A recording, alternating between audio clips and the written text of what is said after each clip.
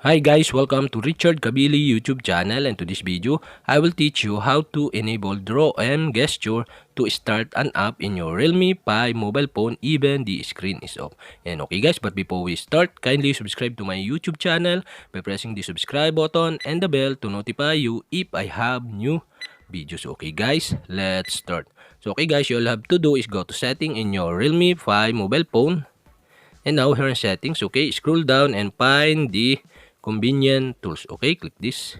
And okay guys, here in convenient tools, okay, you can see the gestures in motion. Okay, you'll have to do is click this. And okay guys, here in gesture in motion, you can see on the top the screen of gestures. And okay, you'll have to do is click this. And now you can see the screen of gestures switch button. Okay, you'll have to do is enable this. And okay guys, below you can see the add gestures. Okay, you'll have to do is click this.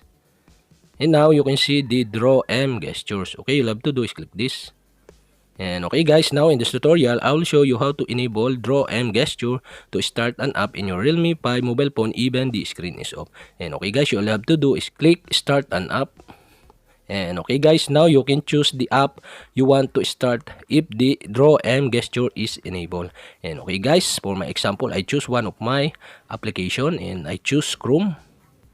And okay guys, automatically save the application to draw M gestures. And okay guys, now we have successfully enabled the draw M gesture to start an app in your Realme 5 mobile phone even the screen is off.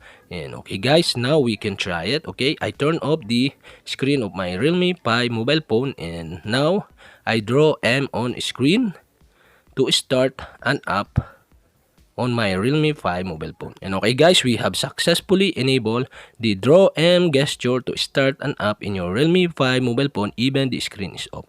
And okay guys, that's it. And if you have a question, kindly comment below and don't forget to hit the subscribe button and the bell to notify you if I have new videos. Okay guys, thank you for watching.